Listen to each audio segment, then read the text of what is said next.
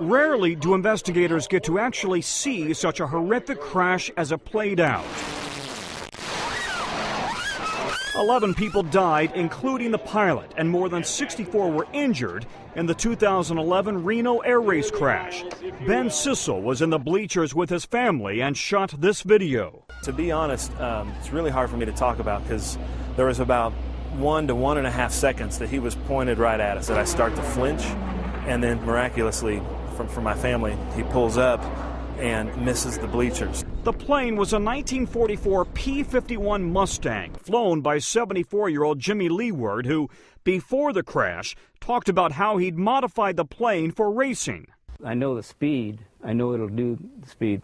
The systems aren't proven yet. We think they're going to be okay.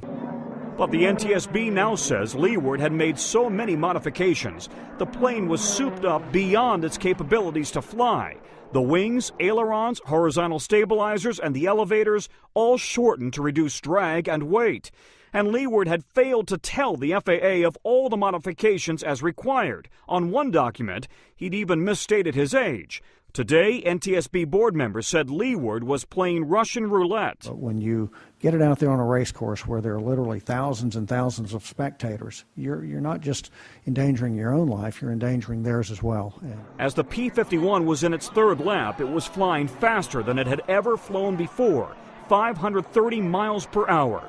Suddenly, in less than a second, the plane began coming apart. It started with loose screws, then the left trim tab came off. Investigators say at that moment, the pilot was pulling an unbelievable 17 Gs, lethal to the human body. The photographic evidence suggests the pilot Leeward was slumped over in the cockpit, having already blacked out. The plane came down just short of the stands, showering thousands of spectators in deadly shrapnel.